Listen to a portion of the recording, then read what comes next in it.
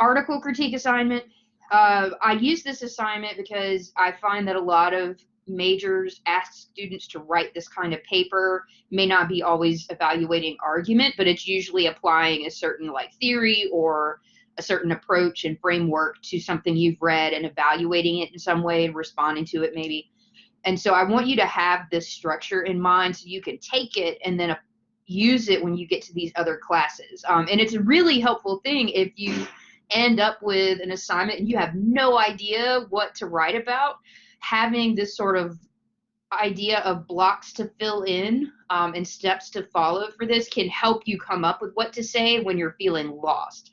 It's very similar to how you get taught, especially in high school, that 3-paragraph or 5-paragraph essay with the three-prong thesis. And this is pretty similar what I'm asking you to do, but I'm also going into a lot of detail about what goes into each paragraph. The reason they teach that to you is because having that sort of fill in the blank structure is really helpful when you have to walk in and take an exam and you don't know ahead of time what you're going to have to talk about. Having that sense of, well, here's the steps to follow can help you come up with something to say, even if you're not feeling super confident about the content or something. So similar idea here. What you're going to do for this assignment, you're going to choose an argumentative article. We're going over briefly, referring to is probably more accurate, one example today. If you want to use the example, you definitely can, but you can also definitely pick something that you're more interested in talking about rather than just the one that I have found. If you're not interested in this topic, please find a different one because it just kind of sucks having to write about something you're not interested in. So I'm hoping you'll be able to find something you find interesting that you won't hate reading about and thinking about for a few days. What you're going to do, you have the article, and then from there you're going to evaluate the quality of the article's argument, which is why it needs to be an argumentative article, using 3 of the strategies that we have covered this semester. So last week I had you do that semester review assignment where you chose 5 of the strategies that we've covered this semester and you wrote a little bit about each one. You talked about like defining it, and you gave an example or gave some sort of commentary on that strategy. You can absolutely, and I hope that you will take advantage of this option, you can definitely go back and pick 3 of the ones you already wrote about and put them in this assignment to save yourself some time, because I made it so that you can use that over again to be the start of your body paragraphs in this week's assignment. So it's absolutely okay for you to just go back, copy and paste in. I'll talk in a little bit about like what that would look like. But the example we're going to use today, just to have one to reference and give examples from, is this article on, it's in the learning module on Blackboard. If we bail out airlines, it better come with climate rules. This is from last spring.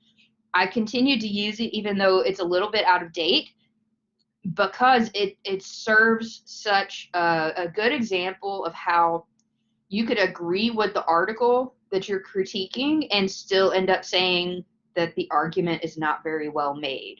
Because this one, like, I agree about airlines, about the cruise industry, any of these industries that are big polluters.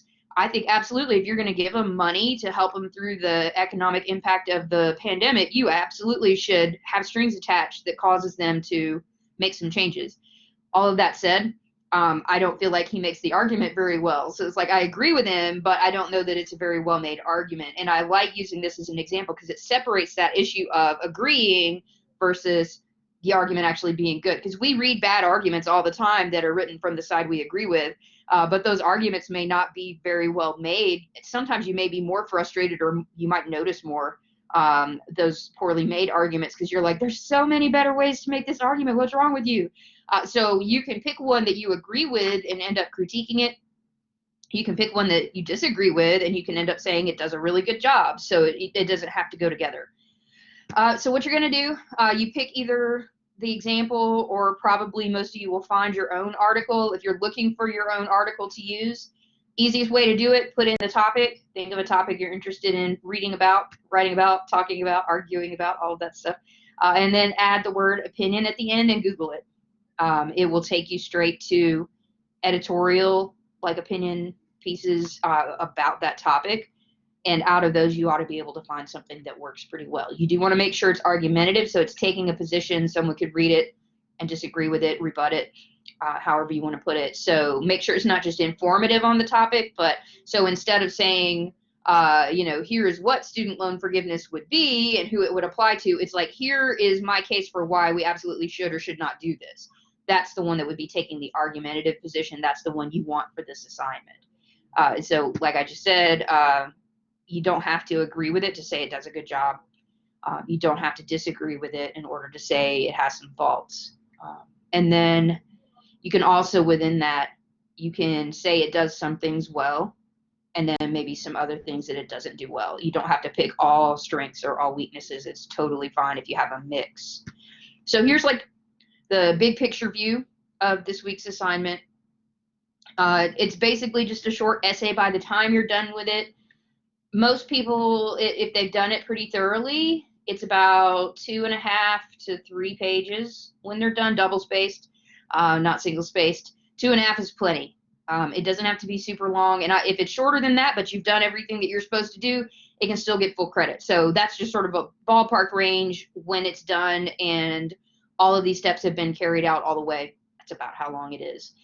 So today what we're going to do is talk about what do you do in the introduction? What would these paragraphs look like up close? Like how can you structure those? How can you take what you wrote last week and build on it? The conclusion, I'm going to just go ahead and say a sentence or two is fine. It doesn't have to be anything fancy. Make it clear you're done. Make it clear that overall you found it effective or ineffective. You can just reword your thesis and that can be your conclusion. Whatever you want to do. I'm not nitpicking over the conclusion at all. All right, so the way your introduction goes, I skipped one. Here is sort of a quick outline of what you would want to put in it. Quick summary of the article, and let me say here, write this as though the person who is reading it has already read the same article that you have. The reason I say that is you don't need to summarize the whole article in a lot of detail. A sentence or two as part of your introduction is plenty of summary. From there on out, all you want to do is bring up the examples that help you prove your point. You don't need to recap the entire thing. It doesn't have to be gone over in chronological order. Just bring up the examples you need. Any summary, and that's like a sentence or two explaining what the person argues, it's all going to be in the introduction. This is a really good step to take to consider who is this author writing to and what are they trying to accomplish. And I say this because sometimes you'll find articles that are written to people who already agree with the author. So they are like using those arguments that people who already agree think are great because these are the reasons why they believe it, but it's not being presented in a way that would change anyone's mind.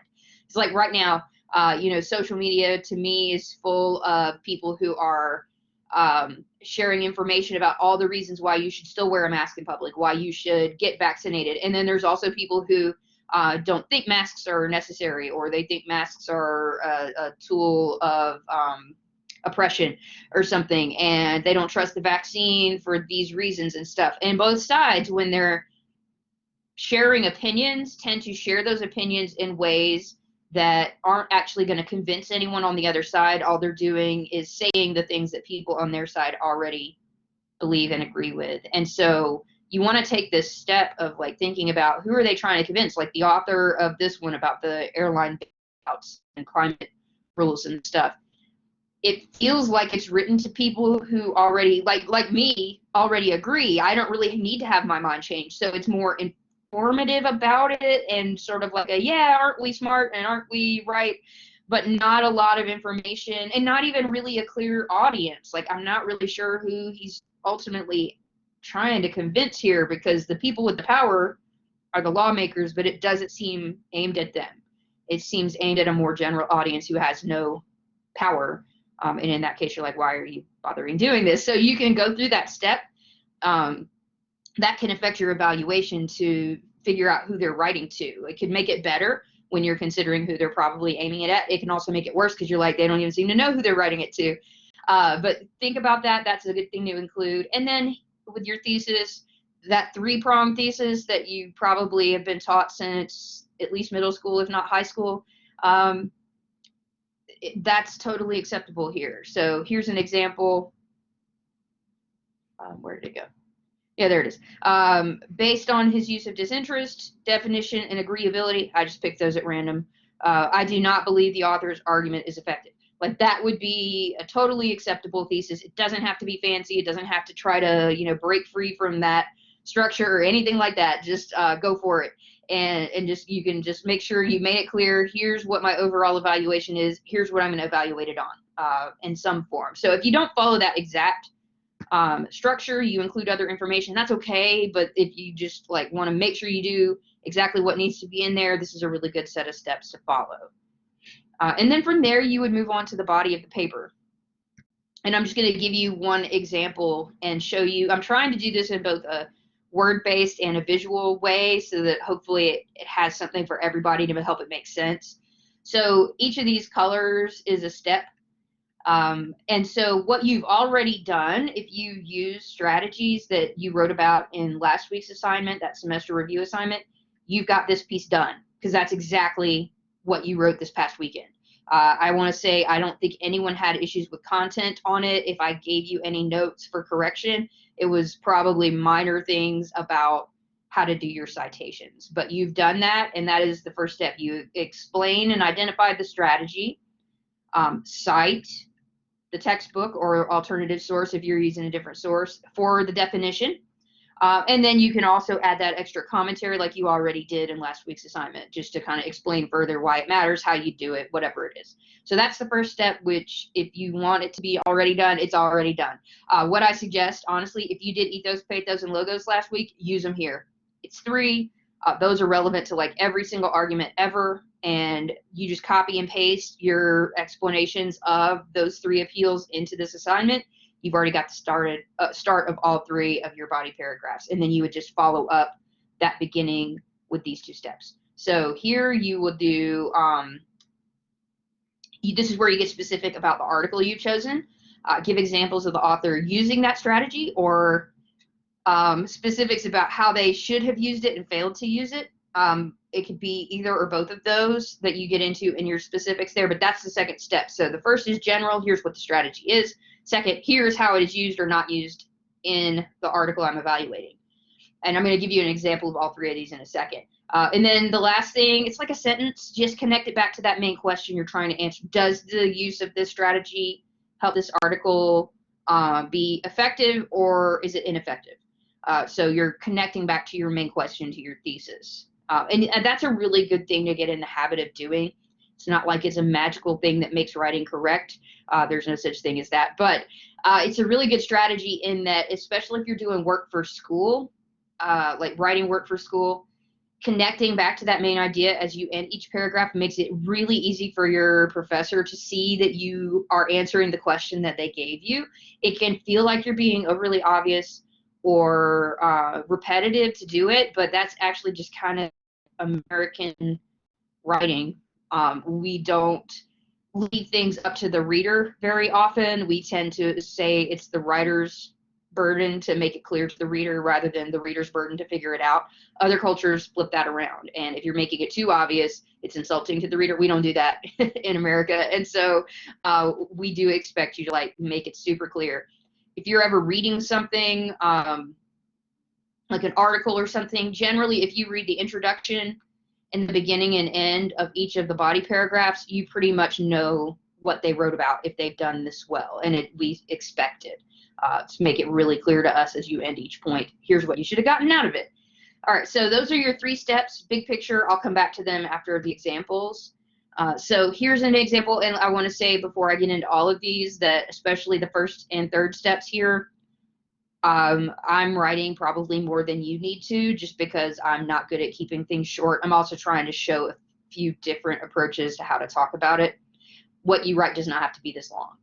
But this would be an example of what you could have copied and pasted from last week's assignment. And thank you for arguing. Jay Heinrichs explains that caring or disinterest is the appearance of having only the best interest of your audience at heart, even to the point of sacrificing for the good of others. And there's my citation. I'll get into the citation I don't know rules, but how to do the type of citations you'll do in this assignment. I'll get into that before we're done today. I'll give you a few different examples. This is important in an argument because you want to make sure the audience can't dismiss your claims as being self-interested. Showing interest in others' well-being can help your audience trust you. It could be either or both of those sentences as the follow-up. But this would be the beginning of my paragraph evaluating disinterest. First, I'm going to explain what disinterest is, and then I'm going to talk about how the author uses disinterest, or in this case, doesn't really. Though Kaufman does not show self-interested motives in this article, which does help his disinterest, he also fails to show much concern for other people. With a topic like climate change, there are many options for talking about how reducing emissions would help people around the world now and in future generations. Focus on the benefit of his proposal to others would demonstrate altruistic motives and cause readers to trust him more. So that would be me saying, here's disinterest in this specific article that I'm evaluating. And then here's where I connect it back to my main question. While disinterest is not essential to making a logical argument, it can be a major factor in being persuasive. And the lost opportunity for gaining audience trust with disinterest keeps this article from being as effective as it could have been. Again, if yours is a little bit shorter of a sentence, totally fine. But that's generally the structure you're going through. So here's the strategy explanation. I'll cite the textbook there. Here are the specifics about how it's used in the article. If you're quoting or referencing like a really specific place, you probably want to cite that from the article. And then the last step, the summary, you connect it back to your main question. So that was a zero in on this. You would repeat that same pattern with definition, agreeability, whichever ones you picked. I literally picked these at random. I put them into a random list generator and chose the first three on the list when I was coming up with this example. So those were not special in any way. And really, you should probably be able to do this with almost any of the concepts we did this semester, which is why I said, whatever you wrote about last week for your semester review assignment, probably 3 of those are applicable to the article you're ultimately going to choose. So you do introduction, you have a thesis, you do that process I just showed you here with each of the 3 strategies you're evaluating. You do like a sentence or 2 conclusion, make it clear you're done, put your citations at the end for the article in the textbook. I'll remind you of that again in a second. And that's the whole thing. Like I said, 2.5 pages seems to be about typical for people to do this early enough without going overboard necessarily or spending more time than they need. Less than 2 pages, you probably are rushing 1 or more of these steps. What I would say about examples, 1 to 2, if you don't have a lot to say about your one example, see if you can find another one. The advantage of that, aside from just it makes it longer, is that you're showing that it's a pattern. It's not just like an isolated incident. You're showing this is a pattern of the author's choices rather than like one example I was able to find to prove my point. And establishing a pattern is a good idea in an evaluation. So a few other reminders before I leave room for questions. When it comes to using quotations, especially if you're talking about things like wording, or you are quoting the definitions from the textbook of like how these strategies work, that kind of stuff, do make sure you're using quotation marks. I know sometimes people forget that. It seems really obvious, but especially if you copy and paste, and that's totally a reasonable thing to be doing when you're quoting from something that's already in electronic form. Just make sure you go back and put those quotation marks around to indicate you're quoting and using someone else's words. And that's also a good reminder to you that you need a citation. When you're quoting, try to make the quotations part of your own sentences instead of having quotations stand alone. You could do it either this way, like especially if what comes before the quotation is not a complete sentence. You can introduce it with like one of those action words like says or writes or argues or something like that. And then you have a comma, and then you have the quotation. If what comes before it is a complete sentence, you can make it part of your sentence by making this a colon. A lot of times when I see people not incorporating quotations, they're just sort of putting them in on their own. This part is a period. And then if you just change it to a colon, now it's part of your sentence and you have fulfilled that requirement. And then make sure that you follow up on quotes to explain why they're there, because not everyone is going to get out of the quote what you got out of the quote. You want to give them some direction. Here's why I included it here. Here's what I feel like it's demonstrating or proving. So like in this case, I don't want to end just at the end of the quotation. I want to explain here's why I chose it. You know, a lack of follow-up on this information prevents his audience from knowing what to do with it, which shows a lack of audience awareness on the author's part. So I want to make it clear that's why I'm including this quotation. I didn't just pick it at random. It's serving a purpose. Here's what I want you to notice about it as well. So just make sure quotations are part of your sentences. You're showing that you're quoting with quotation marks. Follow up on them, make it clear why they're in there. And then just a really quick set of reminders about doing citations. You should be using MLA or APA. You're going to put the full citation for both the textbook and the article that you're evaluating at the end. Pick either MLA or APA. If you're using something besides the textbook to define your strategies, cite that source or those sources.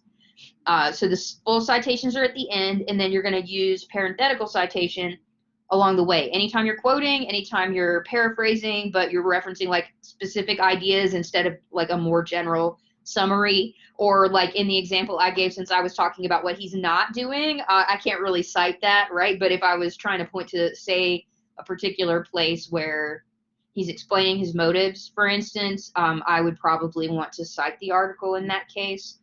It's a little murkier when it's an electronic source because there's no page numbers, and so if you quote, definitely include the citation, but besides that, I wouldn't stress it too much if it's clear in context where it came from. So when you do parenthetical citations for the textbook or anything else that's got page numbers, you would want the author last name and you'd want the page number. In MLA, it looks like this with just the last name, page number, no P, no comma, nothing. It's just Heinrichs 67. You do APA, it is author last name, comma, year, comma, P, period, and then the page number. And the big difference between the two, obviously, is the date. And the reason for this, MLA is probably what a lot of you are more familiar with because we teach it in English 102. It is not necessarily special, aside from the fact that the English teachers are the ones who teach you the research paper writing generally, and they use their own format. I don't know that it's necessarily a good choice, but APA is used by most of the social sciences, and they include the year because if it's MLA, you're writing about literature, and you're citing a source about a Shakespeare play, it does not matter if that was from 1895 or from 1985 or from 2021. It's all considered to be basically equally valid when you're talking about something like language or literature.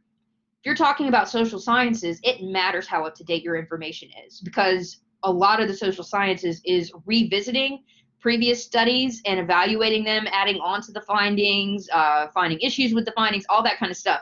And so it matters if your information is coming from 1965 versus 2017 or 2020.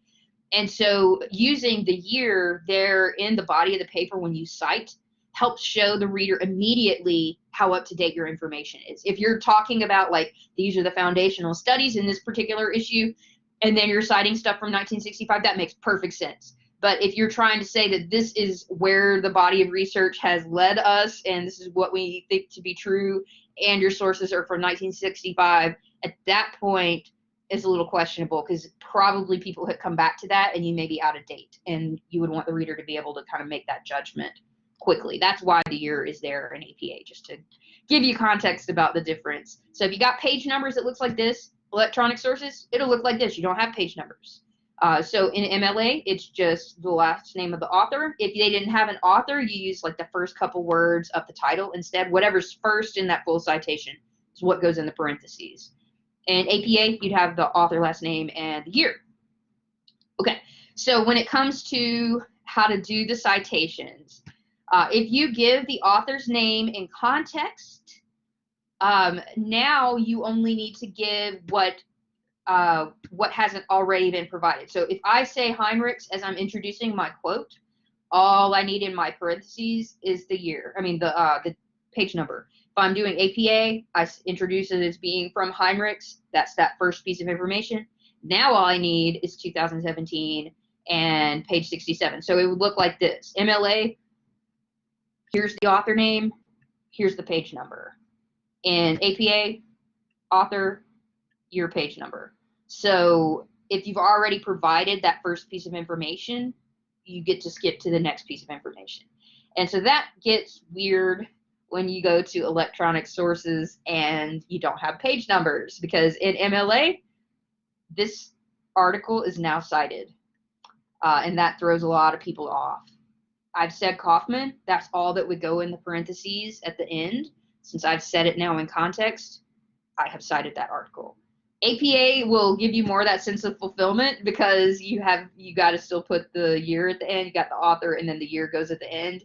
But when you're doing MLA for electronic sources, it'll weird you out because you don't have to put anything once you've got the author's name said. So if I didn't say his name, if I said the author of this article includes ample logical support, if I do it that way, then I am going to put Kaufman.